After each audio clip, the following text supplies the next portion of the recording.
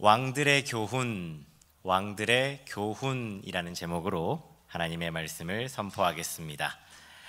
오늘 본문인 역대기서는 바벨론에서 돌아온 이스라엘 민족의 신앙을 회복하고 정체성을 재정립하기 위해 기록한 책입니다. 그래서 남유다 왕들의 행적을 주로 다루고 있으며 역사 중심적으로 기술했던 열왕기서와는 달리 신앙 중심적으로 기술하고 있습니다.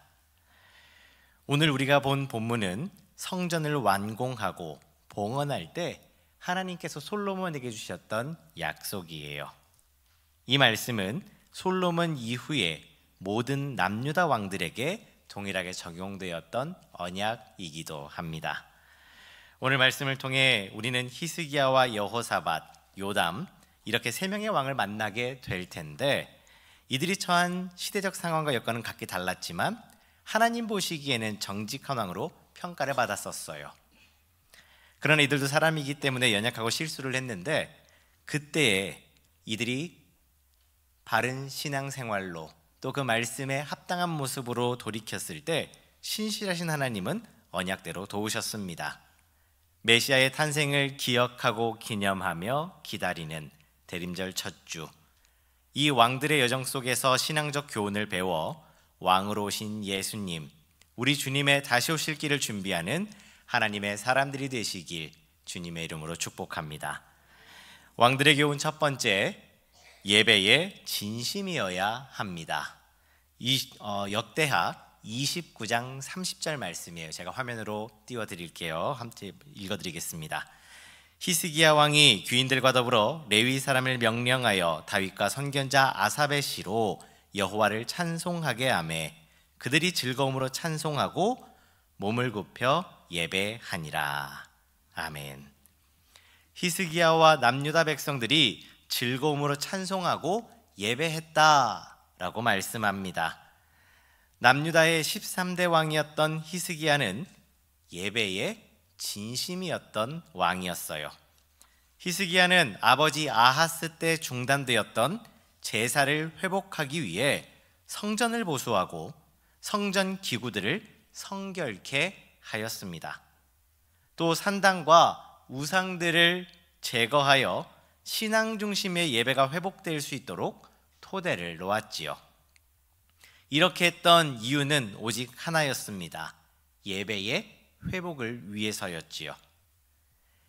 지금까지 말씀드렸던 이 일들이 왕위에 등극한 원년부터 시작되었다는 것은 예배의 회복을 얼마나 중요하게 생각했는지를 알 수 있는 대목입니다.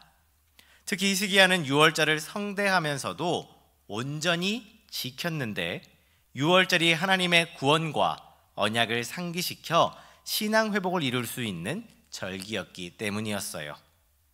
이렇게 하나님 앞에 바르게 서고자 예배에 힘썼으며 그 예배를 통해 히스기야와 남유다는 더 온전해져 갔습니다.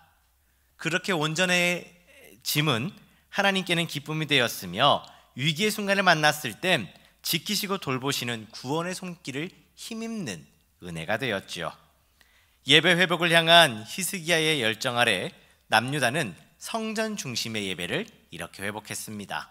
그때 그 모습을 오늘 우리가 함께 보았던 30절의 후반절은 이렇게 말씀합니다. 그들이 즐거움으로 찬송하고 몸을 굽혀 예배하니라. 아멘. 여기서 즐거움으로 라고 번역된 이 단어의 원어적 느낌을 살려보면 즐거움이 지나칠 정도로 즐거워하다입니다. 그러니까 기쁨을 주체할 수 없는 거예요. 성전에 모인 이들이 주체할 수 없는 기쁨으로 예배하고 있음을 묘사하고 있습니다. 이때 이 기쁨은 감정의 기쁨을 넘어선 예배자만이 누릴 수 있는 기쁨이었다는 거죠. 여러분, 사랑하는 이들과 만나는 만남을 한번 떠올려 보십시오. 사랑하는 자녀들과 만남, 혹은 부모님과의 만남, 아니면 연인들과의 만남, 그 만남을 약속하고 기다릴 때 그 기다림의 설렘이 있습니다. 그리고 약속된 장소에 나가서 만날 때 멀리서부터 오는 그 사람을 발견했을 때 오는 기쁨이 있어요. 지금 말씀드린 이런 기쁨들, 기다림의 설렘과 마주함의 반가움이 교차하는 이 기쁨은 만남의 현장에서만 누릴 수 있는 기쁨입니다. 예배로 하나님께 나아가며 느낀 기쁨이 바로 이런 기쁨이었다라는 거예요. 이 기쁨은 단지 백성들만의 기쁨이 아니었습니다. 동시에 하나님의 기쁨이기도 했지요. 이사야서 43장 21절은 이렇게 말씀합니다. 이 백성은 내가 나를 위하여 지었나니 나를 찬송하게 하려 함이니라. 아멘. 이스라엘을 택하셨고 부르셨고 이렇게 만드신 이유, 그 목적을 회복하는 자리에서 백성들이 기뻐하는 모습을 보며 어찌 하나님께서 기뻐하지 아니하셨겠냐는 거예요. 예배를 향한 히스기야의 진심은 남유다 백성들의 신앙 회복과 찬송의 기쁨으로 나타났습니다. 성경 속에 이렇게 예배가 온전해진 현장들을 보십시오. 사무엘은 늘 하나님 앞에서 정직하고 신실했으며 하나님은 그를 통해 영적으로 타락해가던 엘리의 시대를 깨우셨어요. 미스바에서 회개하며 예배를 회복했을 때 온 백성이 하나님의 구원을 목도하였습니다. 예수님은 성전에서 장사하던 이들을 쫓아내셨어요. 예배를 돕기 위해 시작된 그런 사역들이었지만 이것들이 변질되어 도리어 예배를 방해했기 때문입니다.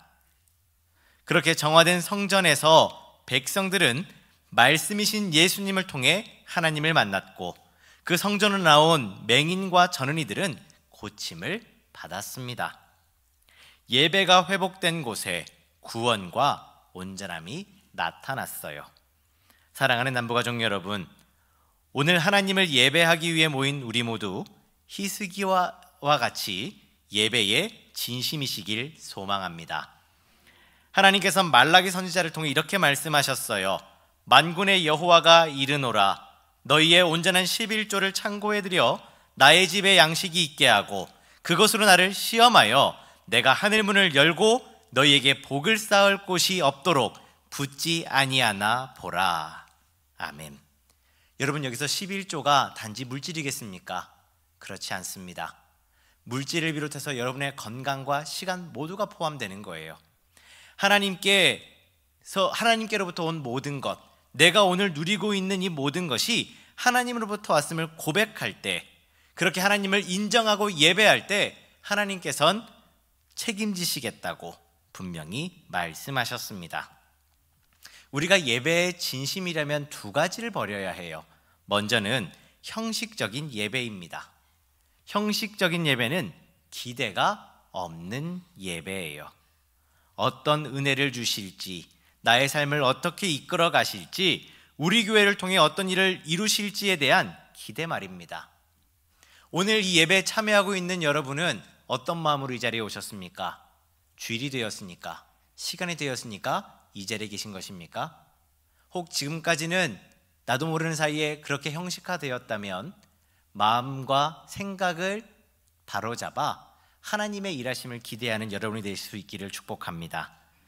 이스라엘이 우상 숭배에 빠지고 타락하게 되는 원인들을 찾고 그것을 거슬러 올라가 보면 그 시작에는 언제나 형식적인 예배가 있었어요.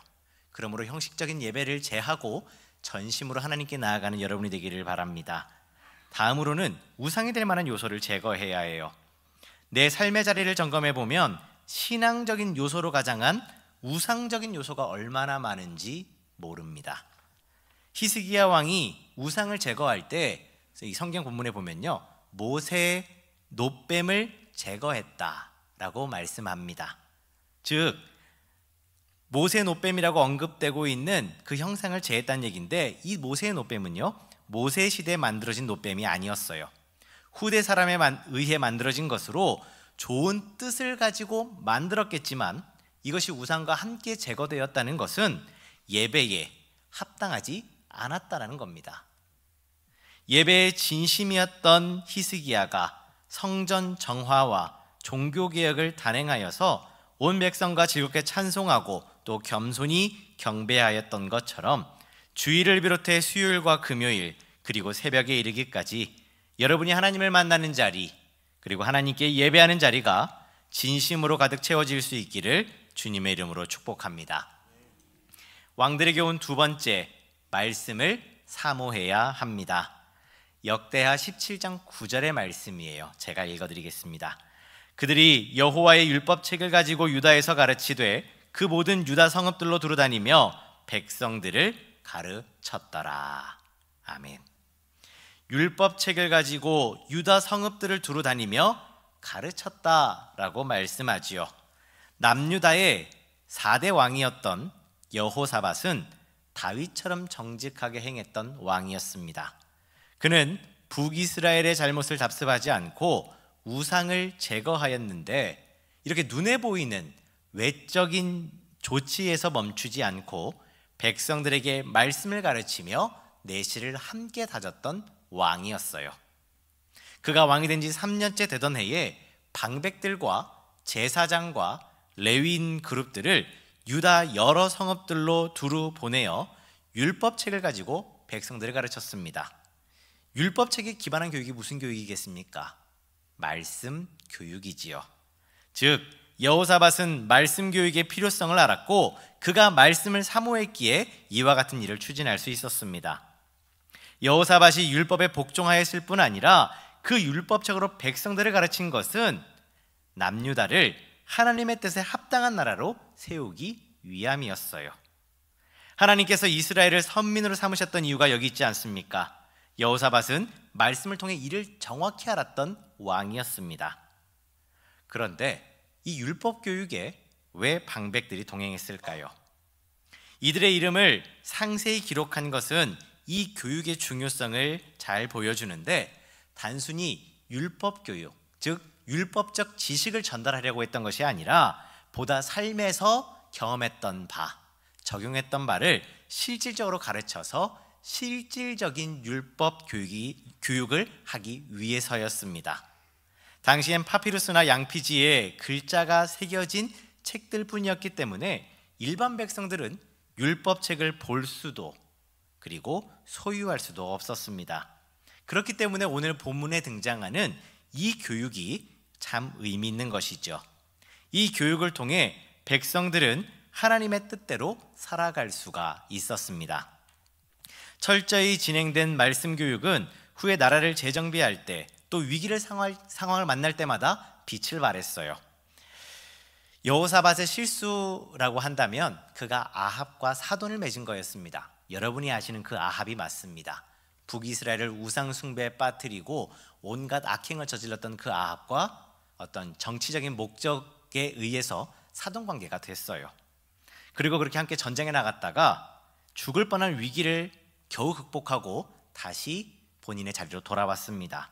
그렇게 돌아온 여호사밧은 브엘세바부터 에브라임까지 두루 다니면서, 즉 남유다의 가장 남쪽부터 가장 북쪽까지 이스라엘 전역을 두루 다니면서 백성들의 신앙을 직접 점검하였습니다. 그리고 그때 견고한 성마다 재판관을 세웠는데, 하나님의 정의와 공의를 실현하는 재판을 통해 백성들이 배운 말씀대로 살아갈 수 있도록 지도해라 라고 당부했습니다. 앞서 말씀 교육이 기초가 되었기 때문에, 진행이 되었기 때문에 가능했던 일이었어요. 또 모압과 암몬의 연합군이 침공해온 위기의 상황에서는 금식 기도를 선포하고 온 회중과 함께 기도했습니다. 이는 인간적인 방법을 버리고 하나님을 의지하는 모습이지요. 여호사밧은 본문의 말씀, 우리가 본문으로 삼았던 역대하 7장 14절의 그 말씀을 붙들고 하나님께 기도했습니다. 그리고 각 성읍의 백성들에게 함께 기도하자라고 요청했지요. 그랬더니 백성들이 어떻게 했을까요? 정말 각 성읍마다 모여서 함께 기도했습니다. 간구했어요. 여기 간구의 원어적 의미를 보면요, 자발적인 의미를 포함하고 있는데, 이때 동참했던 백성들의 모습이 마지못한 것이 아니라 왕과 동일한 심정으로 하나님께 구했음을 나타내는 표현입니다. 이와 같은 일이 가능했던 것은 말씀 교육을 통해 왕으로부터 백성에 이르기까지 모두가 신앙적으로 성숙하고 성장했기 때문에 가능했었습니다. 이런 말씀 교육의 중요성을 보여주는 사례가 얼마나 많은지요. 신명기 6장의 쉐마 말씀을 보십시오. 자네들에게 말씀을 부지런히 가르치며 눈이 머무는 곳마다 말씀이 있게 하라 라고 하였습니다. 또 정기적으로 율법을 낭독하여서 백성들로 하여금 하나님의 말씀 가운데 거하게 하라 하셨어요. 왜냐하면 말씀이 없으면 하나님으로부터 멀어지기 때문이지요. 정말 하나님의 말씀이 없으면, 그 말씀이 없으면 하나님으로부터 멀어질까요? 사사시대를 보십시오. 위기와 회개, 구원과 타락이 계속 반복됩니다. 시대마다 하나님께서는 이스라엘을 구원하시려고 사사들을 보내셔서 그 구원을 이루셨지만 그들의 내적 상태는 점점 더 나빠져 갔습니다. 한마디로 영적 암흑기에 접어들었다는 거예요. 성경은 그 이유를 하나님을 알지 못하는 세대의 등장에 있다라고 말씀하는데, 말씀 교육이 끊어진 결과가 사사시대였다라는 겁니다.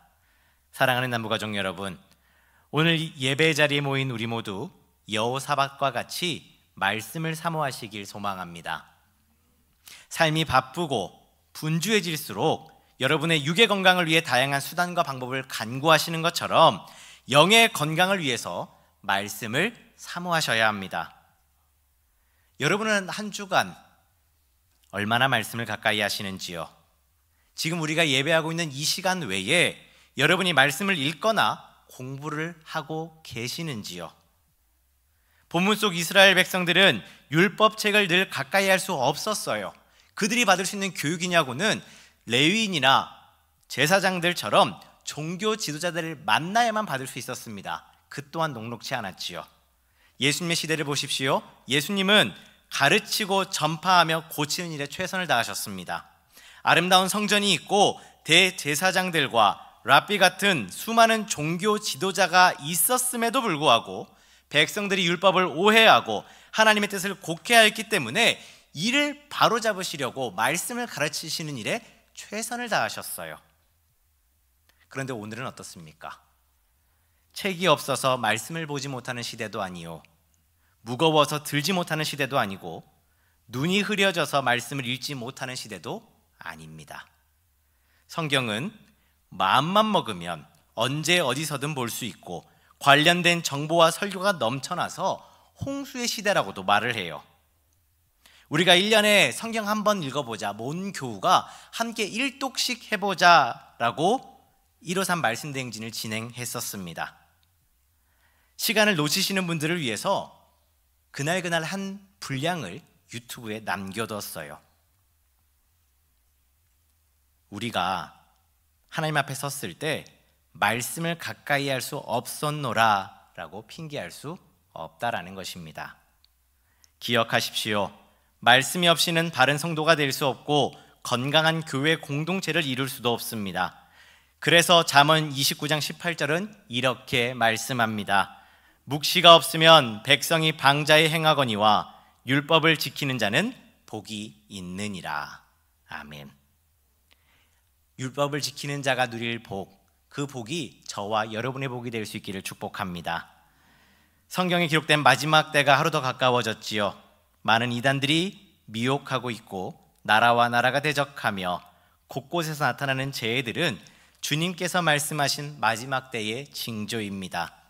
이런 상황 속에 놓인 우리가 믿음의 자리에서 이탈하지 않고 끝까지 믿음을, 신앙 여정을 완주할 수 있도록 하나님께서는 우리의 손마다 말씀을 들려주신 줄 믿습니다. 말씀을 사모했던 여호사밧이 온 유다 백성들을 말씀으로 교육하여 나라와 민족의 정체성을 바르게 세워갔던 것처럼 예배 자리뿐 아니라 내가 머무는 모든 일상 속에서 말씀과 동행함으로 영적인 성숙과 성장을 이루는 하나님의 사람들이 되시길 주님의 이름으로 축복합니다. 왕들의 교훈 세 번째, 최선을 다해야 합니다. 역대하 27장 3절의 말씀이에요. 그가 여호와의 전 윗문을 건축하고 또 오벨 성벽을 많이 증축하고 라고 말씀합니다. 이 3절은요, 남유다 11대 왕이었던 요담 왕에 대한 이야기예요. 요담은 앞서 히스기야나 여호사밧처럼 하나님 보시기에 정직한 왕이다 라는 평가를 받았던 왕이고, 그의 어머니는 사독 가문의 후손이었습니다. 즉 요담이 정치적으로나 종교적으로 더할 나위 없이 좋은 배경을 가지고 있음을 보여줍니다. 그는 재위 기간 동안 여호와의 전 윗문을 건축하고 또 오벨의 성벽을 많이 증축하였다라고 말씀하지요. 여호와의 성전을 가꾸었을 뿐 아니라 성벽도 튼튼실하게 증축해서 나라의 안정을 꾀했다라는 얘기입니다. 이 정도면 괜찮네 라고 할 수 있겠지만 성경은 그렇지 않다라고 말씀합니다. 우리가 함께 읽었던 이 13절의 원어적인 뉘앙스를 살펴보면 긍정적이지를 않습니다. 즉 히스기야나 여호사밧처럼 호의적이지 않다는 얘기예요. 이는 평행본문으로 기록된 열왕기서의 평가도 똑같습니다. 그렇다면 성경은 이 요담 왕에 대해서 왜 이렇게 평가했을까요? 여기엔 두 가지 이유가 있습니다. 하나는 백성들이 여전히 산당에서 제사를 드리고 있었기 때문이었고, 다른 하나는 요담의 태도 때문이었습니다. 요담의 시대의 북이스라엘, 지금 남유다랑 북이스라엘은 함께 가고 있는 관계였는데, 이 북이스라엘은 반역과 왕위 쟁탈로 인해서 점점 쇠퇴하고 있었습니다. 또 아람에서 아수르로 고대 군동이 패권이 넘어가고 있었는데, 이런 종합적인 상황들을 볼 때 주변의 정세가 나쁘지 않았다는 거예요. 하나님을 중심으로 나라를 정비할 좋은 기회가 요담의 시대에 열렸다라는 겁니다. 그런데 요담은 성전의 문 하나를 단 것이 전부였어요. 성전을 중심으로 남유다를 바로 세울 수 있는 좋은 기회를 허비한 것이지요. 왕으로서의 권력과 재물을 가지고 하나님을 위해서 한 일이 성전의 윗문을 건축한 것이 전부였다라는 겁니다. 요담이 어려운 시국에 정말 힘들 때에 성전문을 달았다면 성경은 결코 이렇게 평가하지 않았을 겁니다. 두렙돈을 드렸던 여인을 보십시오. 그 여인이 드린 두렙돈의 헌금을 성경은 하찮게 보았습니까? 아니면 부족하다 했습니까? 그렇지 않아요. 충분하다, 귀하다, 복되다 라고 평가했습니다. 이런 요담 왕의 모습을 보면서 스스로 질문해 보십시오. 나는 나의 가진 것으로 하나님을 위해 무엇을 했는지 말입니다. 여호사밧은 말씀을 사모하며 남유다가 신앙적 유기성을 갖게 하였고, 히스기야는 산당과 우상을 제거하고 성전 중심의 예배를 회복하였습니다. 이들은 부름받은 자리에서 최선을 다함으로 영적인 황금기를 누렸던 왕들이었어요. 사랑하는 남부가족 여러분, 여러분은 인생의 황금기를 언제라고 생각하시는지요? 각자가 생각하는 조건과 기준에 따라 다를 수 있겠지만, 제가 감히 말씀을 드리면 바로 지금 이 순간입니다. 여러분이 지난 과거를 회상할 수 있어요. 그때 참 좋았지. 하지만 그 과거가 지금 여러분의 삶을 바꿀 수 없습니다. 다가올 내일을 꿈꿀 수는 있어요. 그러나 오늘이 없이는 바랄 수 없습니다. 우리가 마주하고 있는 이 순간을 황금기라고 말씀드리는 것은 지금 이 순간이 여러분 인생에 가장 아름답고 능력 있을 때이기 때문입니다. 이를 신앙적 관점에서 보자면 하나님으로부터 선물로 받아서 누리고 있는 축복이라는 거예요. 2024년의 인구 통계를 보면요, 작년 한 해 동안 발생한 사망자 수가 35만 8,569명입니다.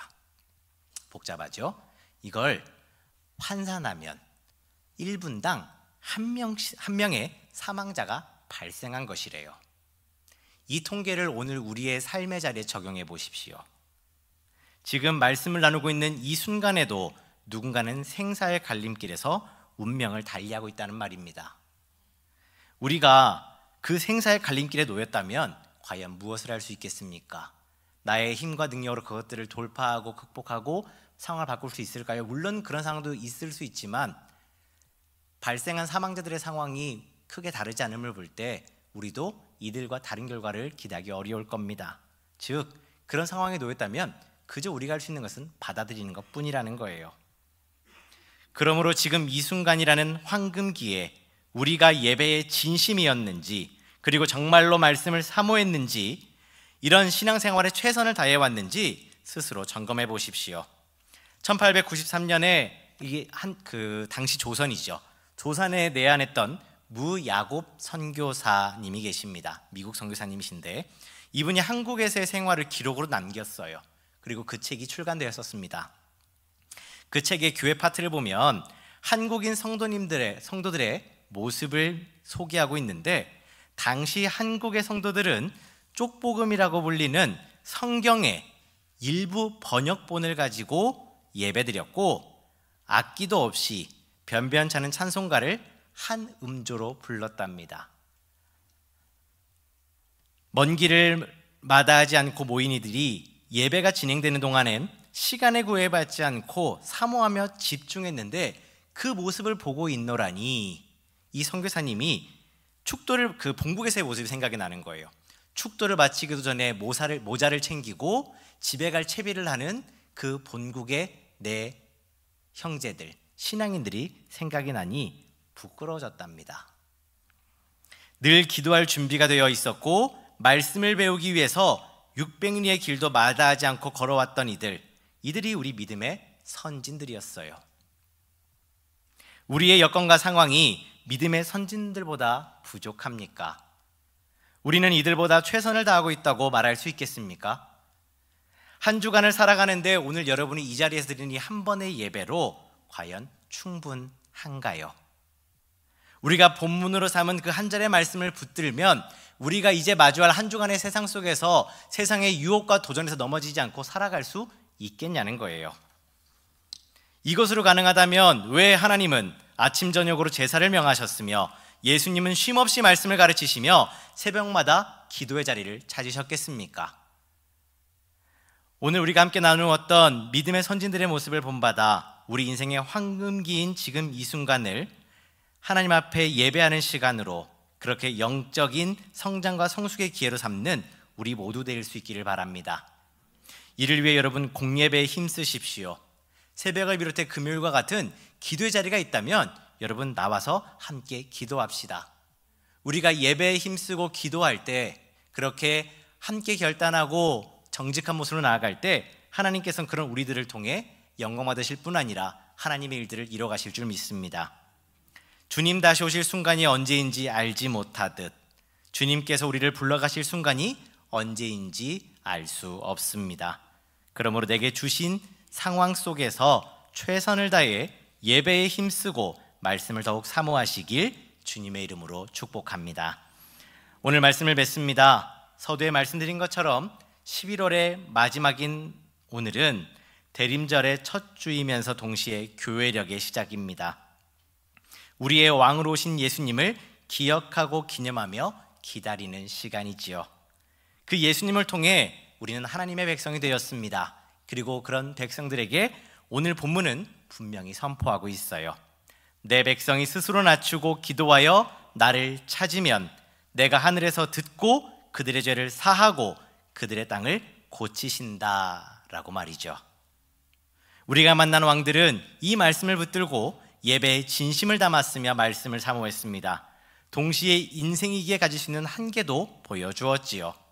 그래서 말씀이신 예수님께서 우리 가운데 오신 것입니다. 스스로 해결할 수 없는 죄로부터 건지시어 삶 속에서 하나님과 동행케 하시고 하나님의 뜻을 준행하도록 빛이요 길이 되어 주셨습니다. 그러므로 늘 예배에 힘쓰고 말씀을 사모하며 맡겨주신 삶의 순간들을 예수님과 동행함으로 더 풍성한 은혜를 누리는 대림절 기간이 되시길 주님의 이름으로 축복합니다. 기도하겠습니다. 대림절 기간을 은혜 가운데 시작하게 하신 하나님 감사합니다. 말씀 가운데 저희들의 신앙을 점검케 하셨으니 말씀 앞에선 저희들도 히스기야처럼 예배에 힘쓰고 여호사밧처럼 말씀을 사모하며 요담의 안일함을 답습지 않도록 붙들어 주시옵소서. 은혜로 살아가는 매일 매순간 최선을 다해 하나님과 동행함으로 하나님께는 영광을 돌리고 교회는 유익을 끼치며 성도 간의 행복을 나누는 우리 모두 되게 하시옵소서. 이는 저희의 의지와 능력만으로는 감당할 수 없는 일임을 고백하오니 내주하시는 보혜사 성령님께서 주신 말씀대로 행할 수 있도록 조명하여 주시고 인도하여 주시옵소서. 이 모든 것 다시 오실 예수님의 이름으로 기도합니다. 아멘.